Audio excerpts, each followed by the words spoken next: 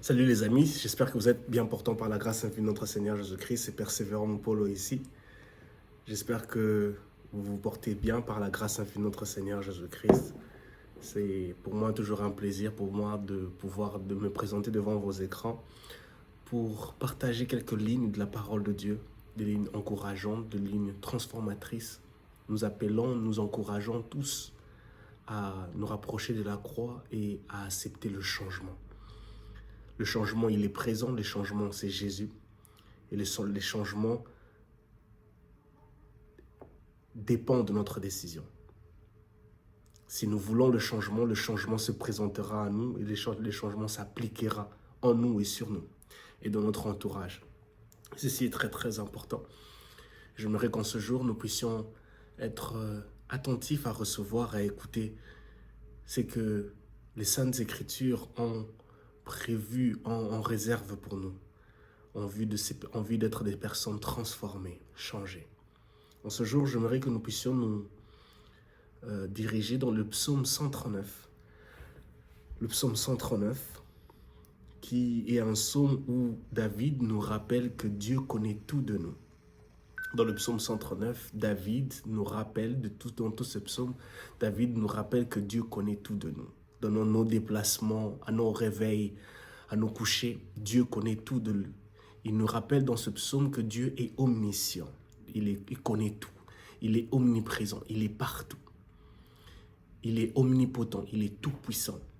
David, dans ce psaume 139, déjà à partir du verset 1, dans la version Semeur, elle dit ceci: L'Éternel, Éternel, tu me sondes et tu me connais. L'Éternel, Dieu Tout-Puissant, nous connaît. Comme je l'ai dit, dans ce psaume 139, David regroupe tous les attributs de Dieu. Les attributs de Dieu qui sont immoraux. Il est omniscient, omnipotent, omniprésent. Le verset 23, il dit ceci, dans le verset 23, « Sonde-moi, ô Dieu, pénètre mon cœur, examine-moi et pénètre les pensées qui me bouleversent. » David ici explicite, extrapole ces niveaux hauts et élevés de Dieu, capable de pouvoir sonder nos cœurs, là où l'homme ne peut le faire, Dieu lui peut le faire. L'homme ne peut pas voir les pensées de l'homme, l'homme ne peut pas décrypter les pensées de l'homme. Cela résulte d'une capacité spirituelle, d'une dispensation hautement élevée spirituelle. Et c'est seulement Dieu qui en est en disposition de cela. L'homme peut chercher à copier, l'homme peut chercher à imiter, mais l'homme n'obtiendra jamais cette capacité originale que Dieu possède, parce que Dieu n'a aucun concurrent vis-à-vis de lui quand il s'agit de la capacité spirituelle élevée de pouvoir sonder le cœur des hommes. Et ceci est très très important. En ce jour, j'aimerais juste que nous puissions nous rappeler que lorsque nous méditons la parole de Dieu, pour les amoureux de la lecture et de la méditation de la parole de Dieu, il est important pour nous de donner à cette lecture, à cette méditation, la permission de nous changer.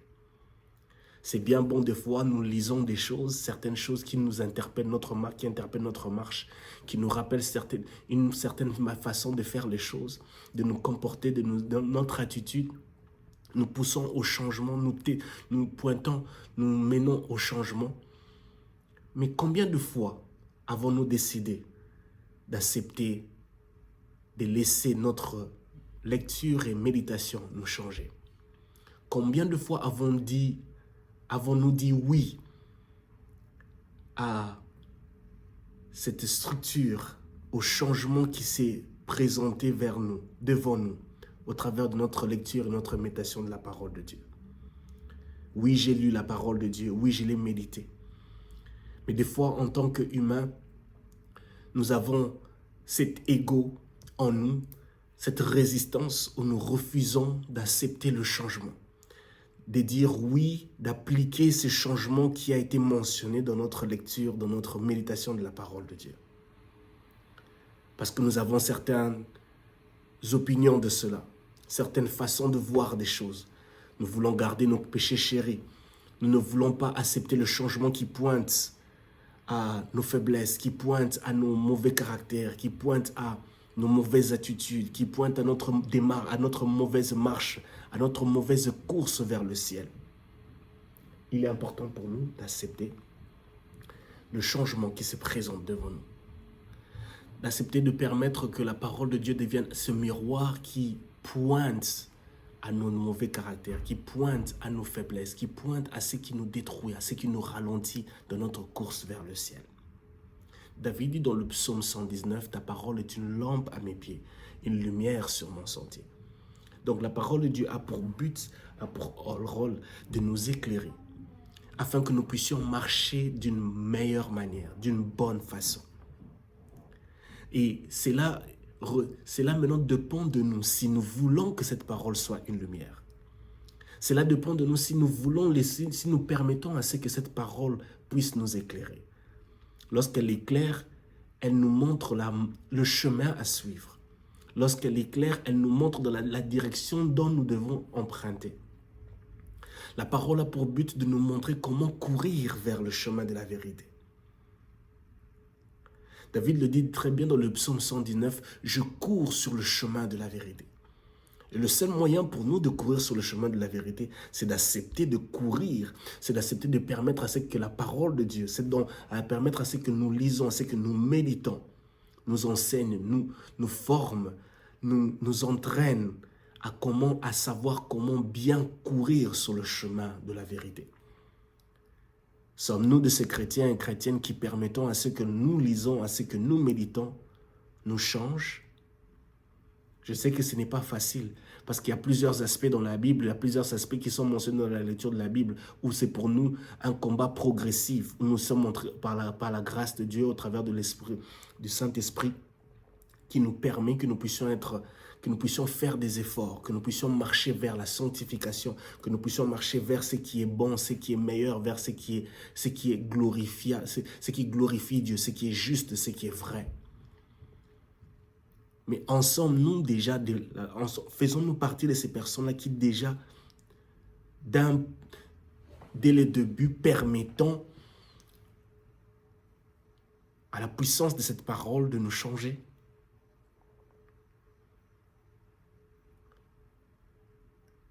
Soyons de ceux-là qui permettons à ce que la parole de Dieu soit aussi ces miroirs, ce doigt qui pointe à ce qui ne va pas en nous, aux zones de turbulence en nous, aux zones de turbulence, aux zones défaillantes, qui pointent aux failles qui sont dans notre environnement, dans notre quotidien, dans notre personnalité, qui d'une manière ou d'une autre, nous prévient d'un danger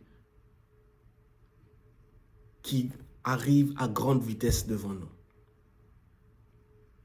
Et c'est ce à quoi nous sommes appelés à faire. Permettre, donner cette permission à la parole de Dieu de nous changer, de travailler en nous. La deuxième des choses, c'est permettre à ce que cette parole soit réellement une épée à double tranchant. Dans le livre de Hébreux chapitre 4, le verset 12, nous allons le lire. Hébreux chapitre 4, le verset 12. J'aimerais que nous puissions lire le livre de Hébreux chapitre 4, le verset 12. Hébreux 4, 12. Permettez-moi de le lire. Hébreux chapitre 4, le verset 12, la Bible dit ceci. Je lis dans la version Semeur. « Car la parole de Dieu est vivante et efficace. Elle est plus tranchante que toute épée à double tranchant, et pénétrant jusqu'à la division de l'âme ainsi que de l'esprit et des jointures ainsi que de la moelle. Elle juge les dispositions et les pensées du cœur. » La parole de Dieu. Elle est vivante et efficace. Il m'est mentionné ici, elle est vivante et efficace. L'une de ça, c'est une raison pour laquelle nous pouvons croire à ce que nous pouvons croire que la parole de Dieu peut nous changer. Elle n'a pas une intention de nous faire du mal, mais d'apporter la vie. Elle est suffisamment équipée parce qu'elle est efficace. Elle possède suffisamment de la vie pour nous transformer, pour nous communiquer la vie. Elle est plus tranchante que toute épée à double tranchant. Là où nous pensons que la parole de Dieu ne peut pas agir, la Bible dit ici qu'elle est tranchante, plus tranchante que toute épée à double tranchant. Ça en fait référence à l'épée qui est faite par la main des hommes. Donc, là où l'intelligence, là où les standards, là où les stratégies, là où les paramètres des hommes, les critères des hommes n'arrivent pas, ne peuvent pas accéder, ne peuvent pas changer notre fort intérieur, notre personnalité, notre raisonnement, notre attitude, nos mauvais comportements, notre mauvaise marche. La parole de Dieu, elle en a la capacité de le faire. Elle est un couteau à double tranchant.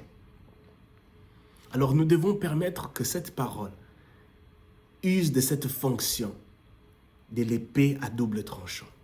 Nous devons la permettre, non seulement quand nous lisons la parole de Dieu, non seulement quand nous la méditons, mais aussi la permettre d'entrer en fonction, d'appliquer ce dont elle est.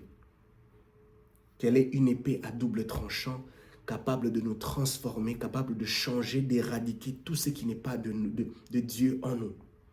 La permettre d'être réellement cette épée qui détruit, qui coupe, qui écrase, qui dévore, qui égorge toute chose qui ne glorifie pas Dieu. La permettre d'être une épée à double tranchant, saisie par le Saint-Esprit. La Bible dit clairement dans le livre d'Éphésiens chapitre 6, le verset 17, l'épée de l'Esprit, la parole de Dieu qui est l'épée de l'Esprit. Donc le Saint-Esprit doit se saisir de cela. Lorsque nous lisons la parole de Dieu, lorsque nous la méditons, nous devons avoir une pensée que le Saint-Esprit puisse se saisir de ce que nous lisons, de ce que nous méditons. Nos prières doivent être puisées, doivent être basées sur ce que nous lisons, sur ce que nous méditons. Nous devons arriver à trouver des requêtes de prière dans ce que nous lisons, dans ce que nous méditons. Et permettre au Saint-Esprit de se saisir de cela comme une épée et de travailler en nous, de couper, de déraciner, d'égorger, de détruire tout ce qui n'est pas de Dieu, tout ce qui ne glorifie pas Dieu. Et ça, c'est très, très important. Détruisant toute puissance offensive de l'oppresseur, séjournant ou rôdant tout autour de nous. La Bible dit clairement que le diable est un lion rugissant, cherchant qui dévorer. Mais lorsque nous sommes munis de la parole de Dieu, lorsque la parole de Dieu devient lorsque la parole de Dieu est vivante et efficace en nous, et lorsque la parole de Dieu, cette parole qui demeure en nous, est saisie par le Saint-Esprit, cette parole de Dieu devient toute une épée dont même le lion rugissant, cherchant qui dévorer, ne pourra pas nous atteindre. Nous devons permettre à ce que la parole de Dieu demeure en nous.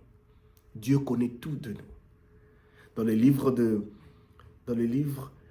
livre de Jean chapitre 1, je crois verset 48, Jésus avait vu Nathanaël sur l'arbre. Et ça me rappelle le premier point que je partageais, que Dieu connaît tout de nous. Il connaît tout de nous. Permettons à Dieu de nous travailler, de nous changer au travers de ce que nous lisons, au travers de ce que nous méditons. Il connaît tout de nous. Il peut nous voir sous un arbre. Dans le livre de Jean chapitre 4, la femme samaritaine, Jésus savait qu'elle n'avait pas un seul mari, elle avait 5 hommes qu'elle fréquentait. Jésus connaît tout de nous. Il sait ce dont nous avons besoin. Et c'est seulement au travers de sa parole que nous lisons et que nous méditons que nous verrons le changement. Si nous lui donnons la permission de travailler en nous, de changer en nous, parce qu'il connaît ce dont nous avons besoin. Nous pouvons penser que nous connaissons ce dont nous avons besoin pour nous changer, mais cela ne sera pas effectif. Cela ne sera pas concret. Parce que notre Dieu est un Dieu de précision, est un Dieu de vérité, est un Dieu vrai. Permettons-lui de travailler en nous. Permettons à ce que nous méditons et à ce que nous lisons de travailler en nous, de changer ce qui n'est pas de Dieu et de placer, d'enlever tout ce qui est du monde, du péché, de Satan et de permettre à l'Esprit Saint de graver les Saintes Écritures sur nous. L'apôtre Paul dit dans le livre de Éphésiens chapitre 3, le verset 1, qu'il est prisonnier de Christ.